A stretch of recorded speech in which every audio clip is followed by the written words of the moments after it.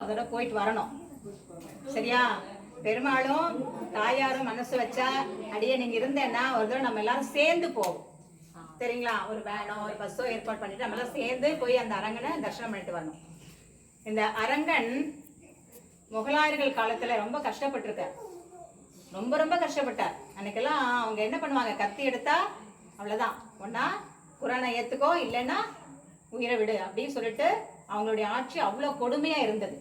அந்த சமயத்துல வடநாட்டில இருந்து அப்படியே தென்னாடு நோக்கி அவங்க வந்தாங்க. யாரு? நம்ம முகலாயர் ஆட்சி காலம். அப்போ 1731 அந்த காலத்துல நம்முடைய அரங்கனுக்கு பக்கத்துல, அதாவது திருச்சி பக்கத்துல வந்துட்டாங்க, சமயபுரம் பக்கத்துல வந்துட்டாங்க அப்படின்னு தெரிஞ்ச உடனே அரங்கனுக்கு முன்னாடி கல்கோட்டை எழுப்பிட்டாங்க. கல் செவர், அதாவது மூலவருக்கு முன்னாடி கல் செவர் எழுப்பிட்டாங்க, கல் மண்டபம். அதே போல தாயாருக்கு முன்னாடியே எழுப்பிட்டாங்க. உற்சவர் என்ன பண்றது, உற்சவர் தாயார தனியா பண்ணிட்டாங்க. ஆனா நம்ம அழகிய மணவாளரையும் கூட இருந்த இன்னும் மற்ற ரெண்டு தாயார்களையும் என்ன பண்ணிட்டாங்க, எடுத்துட்டு, அதாவது அன்னைக்கு வந்து அங்க ஒரு உற்சவம் நடக்கிறதா இருந்தது, அது நடக்குதுங்கிற மாதிரி திரைய போட்டு காமிச்சிட்டு காவிரியை கடந்து தெற்கு கொண்டு போயிட்டார். யாரு? புதிய மணவாளருடைய அந்த உற்சவ விக்கிரகத்தை எடுத்துட்டு அப்படியே தெற்கு நோக்கி போயிட்டார். அது தெரிஞ்சுட்டு திரும்ப அந்த மணவாளரை தேடி இவங்க போறாங்க. எதுக்குன்னா, முதல்ல வந்து நிறைய கொள்ளையடிச்சு போயிட்டாங்க. இந்த அழகிய மணவாளர் வந்து அவ்வளோ வந்து என்ன சொல்றது, மதிப்பு மிக்கவர், விலை மதிக்க முடியாதவர். அவர் அழகிய மணவாளர், உலகத்தையே ஆட்சி பண்ணக்கூடியவர்.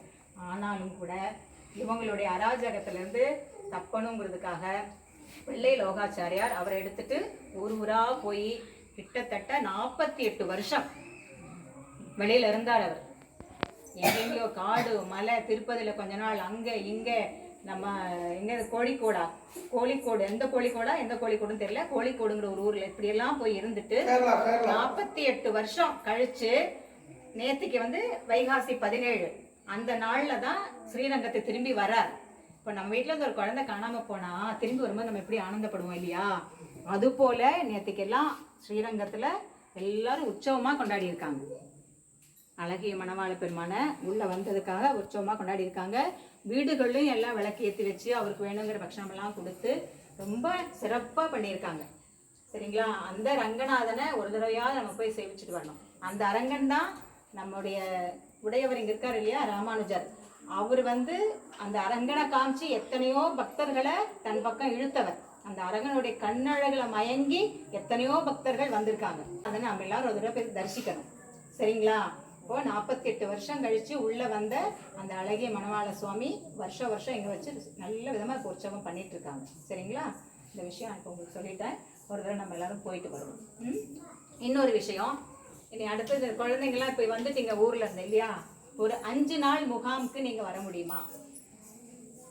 ஒரு 2 மணி நேரம் அல்லது ஒரு 3 மணி நேரம், ஜாஸ்தி பண்ணா 3 மணி நேரம், 2 மணி நேரம், ஒரு 5 நாள் தொடர்ந்து பண்ணணும். என்னைக்கு நீங்க சொன்னீங்கன்னா நம்ம அது சொல்லிட்டு அவங்க வந்து அதுக்கான அதெல்லாம் கொடுப்பாங்க.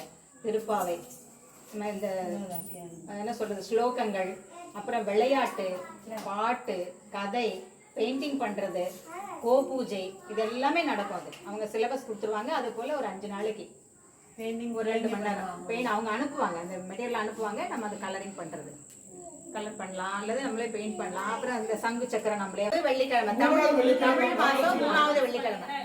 என்னங்கப்பா, நீங்க மைக்ல அனௌன்ஸ் பண்ணீங்கன்னா ஊர்ல எல்லா மக்களும் வருவாங்கல்ல? இங்கயா? ஆமா, எல்லாருமே வருவாங்க. நீங்க தெரியப்படுத்தினாலே வருவாங்க. நாங்க வந்துதான் சரி மைக்ல அனௌன்ஸ் பண்ணி இங்க பண்ணா அங்க கேக்குமா? சொல்லி மைக்ல அனௌன்ஸ் பண்ணி